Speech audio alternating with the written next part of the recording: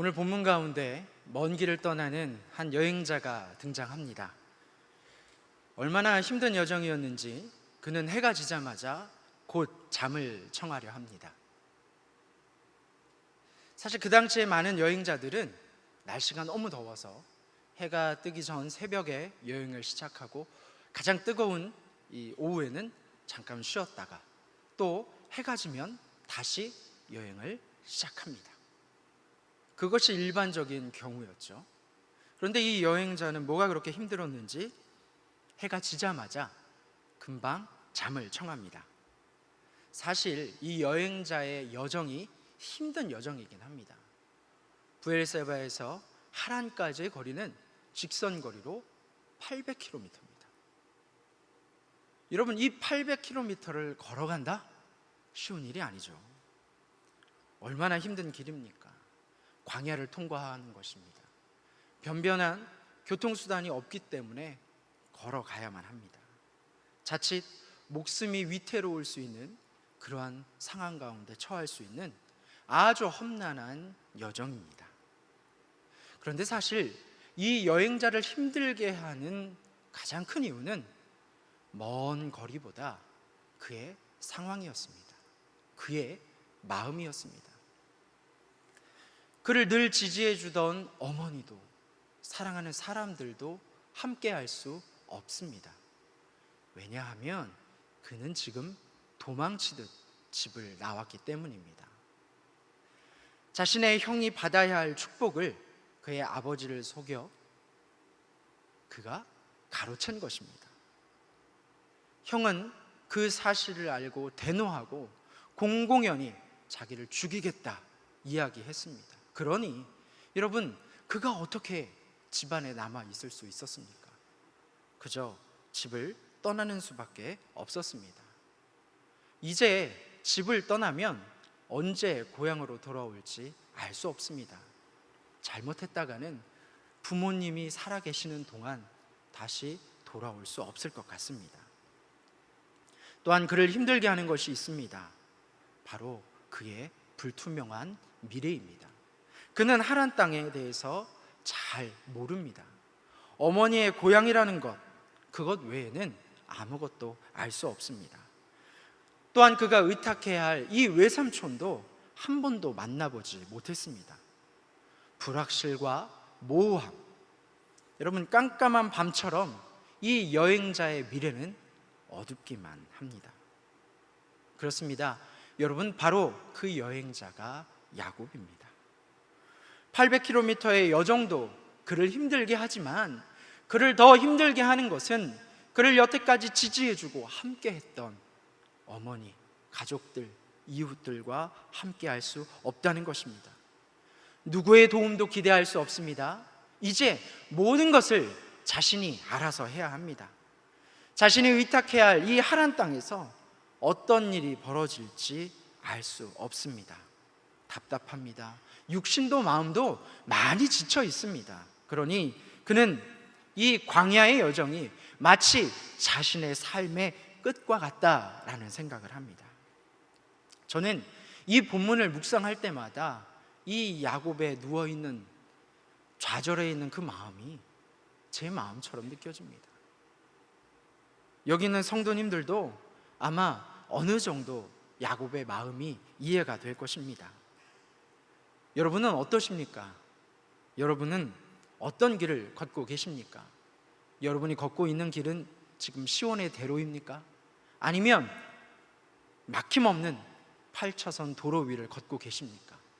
그렇다면 축하드립니다. 부럽습니다. 그런데 여러분, 우리의 삶이 늘 8차선 위에 시온의 대로일 수는 없는 것입니다. 얼마 전 한 권사님을 대신방 때 신방했습니다. 안 그래도 몸이 불편하신데 암투병을 하셨습니다. 그런데 얼마 전 암 검사를 했는데 암이 재발했다는 소식을 들었던 것입니다. 그 이야기를 하시는데 제가 너무나 당황했습니다. 겨우 암을 다스리시고 이겨나가고 계시는데 다시 암이 재발했다는 것입니다. 너무나 당황해서 권사님, 저희 함께 기도 제목을 나누고 제가 같이 기도하겠습니다. 많은 사람들과 함께 기도하겠습니다. 힘내세요. 말씀드렸더니 권사님께서 괜찮다고, 사람들에게 알리지 않았으면 좋겠다고, 연세도 많으시고 수술을 받을 수 없는 상황이라 그냥 저냥 버텨보시겠다는 겁니다. 목사님하고 구역장님만 기도해 주시면 충분해. 그렇게 말씀하시는 권사님의 얼굴을 뵙는데 마음이 먹먹해집니다. 규모가 큰 건축 일을 하시는 집사님이 계셨습니다. 그런데 집사님이 어느 날부터 연락이 되지 않습니다. 그래서 사업장을 방문했는데 사업장 앞에는 폐업이라는 글이 붙어 있었고 이미 사무실은 깨끗이 비워 있었습니다.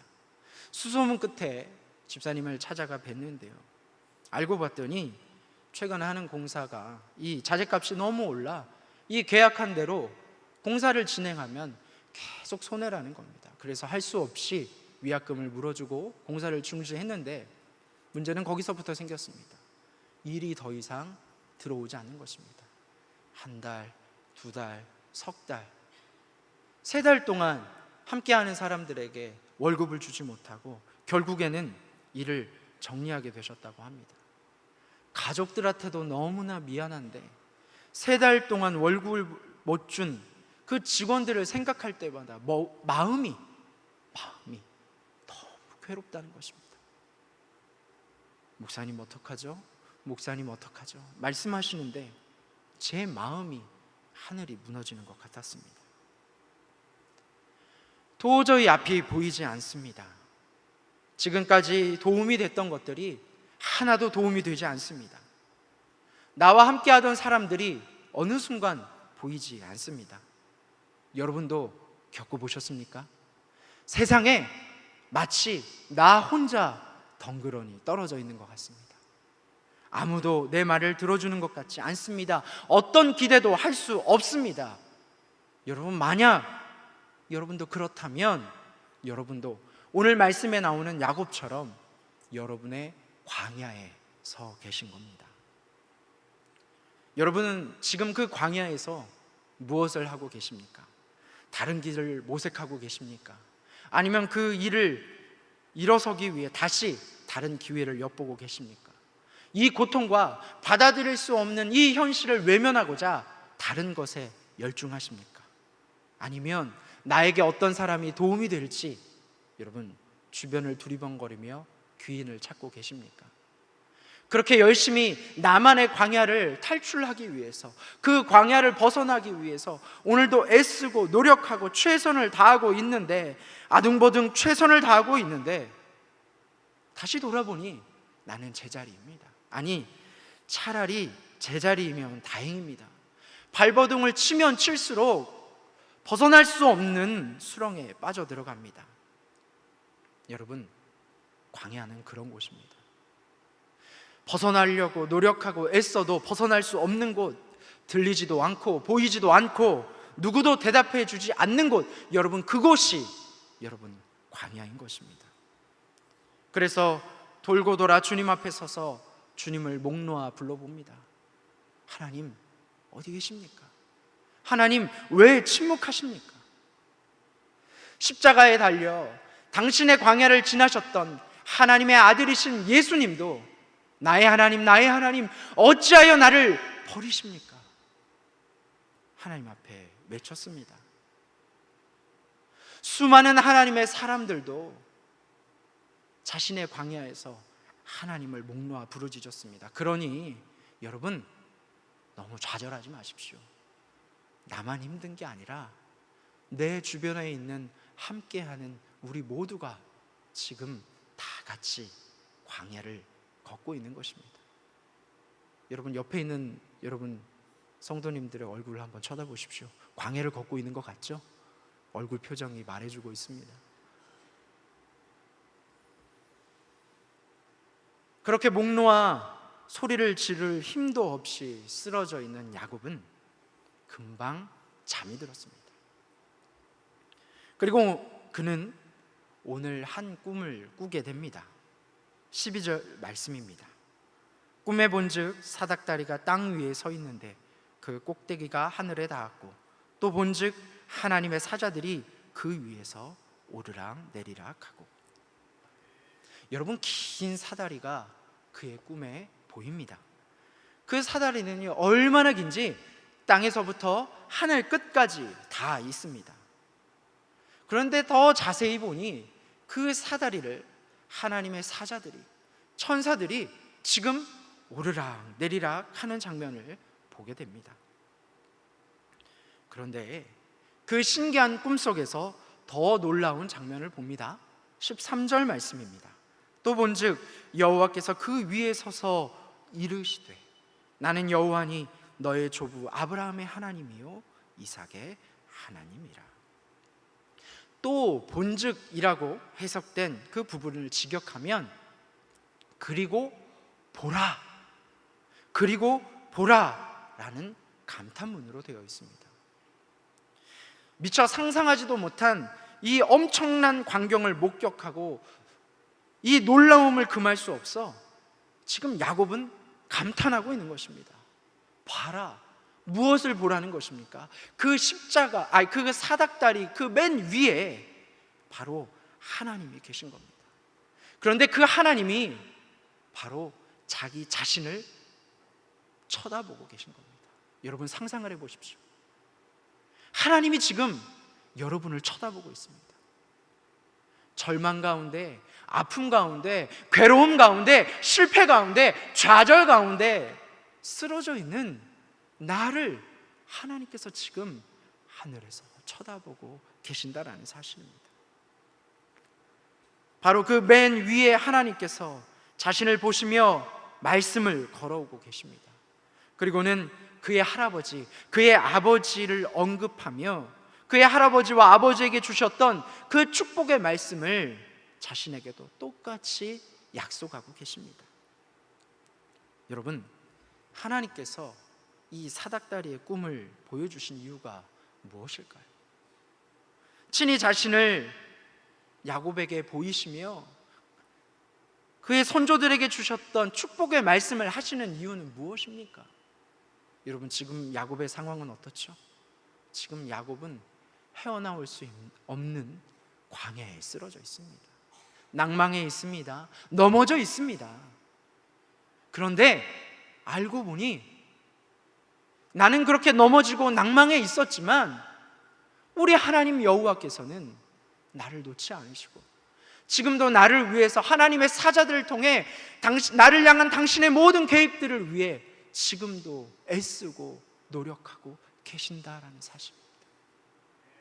나만 지금 덩그러니 광야에 혼자 있다라고 생각했는데 하나님께서는 지금 나를 쳐다보고 계시는 겁니다. 혼자인 줄 알았습니다. 나만 실패한 줄 알았습니다. 그런데 하나님이 나를 보고 계셨습니다. 하나님의 말씀은 계속됩니다. 복을 받아 수많은 자손을 얻고 넓은 땅을 얻는다 말씀해 주십니다. 다른 사람들이 나를 통해, 이 야곱을 통해 복을 받는다 말씀하십니다. 그런데 여러분 한번 생각해 보십시오. 자손을 많이 낳고 땅을 얻고 나를 통해 많은 사람들이 복을 얻는다? 지금 야곱의 상황은 전혀 반대입니다. 요연합니다. 자신은 도망가고 있습니다. 앞으로 어떤 일이 벌어질지 모릅니다. 그런데 하나님께서는 그러한 복을 주십니다. 그러한 약속을 하셨습니다. 그런데 야곱에게 있어서 먼저 해결될 문제가 있습니다. 바로 15절 말씀입니다. 내가 너와 함께 있어 내가 어디로 가든지 너를 지키며 너를 이끌어 이 땅으로 돌아오게 할지라. 내가 내게 허락한 것을 다 이루기까지 너를 떠나지 아니하리라 하신지라. 너를 이끌어 이 땅으로 돌아오게 할지라. 여러분, 지금 야곱에게 있어서 당면한 문제는 무엇입니까? 여러분, 야곱에게 지금 가장 중요한 문제는 무엇입니까? 해결받아야 할 문제는 무엇입니까? 고향으로 돌아가는 것이죠. 여러분, 고향으로 돌아가야 합니다. 약속의 땅으로 돌아가야 합니다. 그래야 여러분 그곳에서 하나님의 뜻이 성취될 것 아닙니까? 그런데 하나님께서는 기억하고 계셨습니다. 알고 계셨습니다. 지금 야곱에게 있어서 가장 중요한 문제는 그가 땅으로 돌아가는 것이었습니다. 그런데 구체적인 날짜와 구체적인 방법은 우리 하나님께서 말씀하지 않으십니다.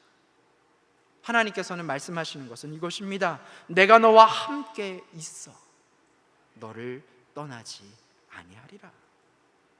여러분, 이것을 우리는 유식한 네 글자 말로 이렇게 이야기합니다. 임마누엘. 하나님이 나와 함께 하신다. 하나님이 나와 함께 하십니다. 하나님께서 어떻게 풀어주실지, 언제 해결해 주실지, 언제 다시 불러주실지 그 방법을 말씀하고 계시지 않습니다. 더 힘든 상황이 닥칠지도 모릅니다. 실제로 그가 하란 땅에서 받아야 할 그 황당한 일들, 여러분 알고 계시지 않습니까? 그러나 하나님께서 약속하신 것은 그것입니다. 내가 너와 함께 하겠다. 내가 너와 함께 하겠다. 혼자인 줄 알았습니다. 그런데 하나님은 절망의 자리에서 야곱을 찾아오셔서 그와 함께 하시겠다 말씀하십니다. 모두가 나를 잊은 것 같았습니다. 그런데 하나님께서는 나를 기억하시고 나의 문제를 해결해 주실 때까지 반드시 함께 하겠다 말씀하십니다. 야곱은 꿈에서 깨자마자 확신하여 외칩니다. 16절 말씀입니다. 여호와께서 과연 여기 계시거늘 내가 알지 못하였도다. 야곱은 절망과 실패의 자리, 누구의 도움도 기대할 수 없는 광야 한복판에 있었지만 하나님께서는 한 번도 야곱을 잊지 않으시고 그를 주시하시고 계셨습니다. 절망과 실패의 자리에서 하나님은 야곱을 기다리고 계셨습니다. 사랑하는 성도 여러분, 하나님은 이렇게 쓰러진 야곱을 찾아오시고 그를 세워주시고 그를 기다리고 계셨습니다. 그 광야에서 주님을 만나니 여러분, 그 광야의 자리가 예배의 자리로 바뀌게 되었습니다.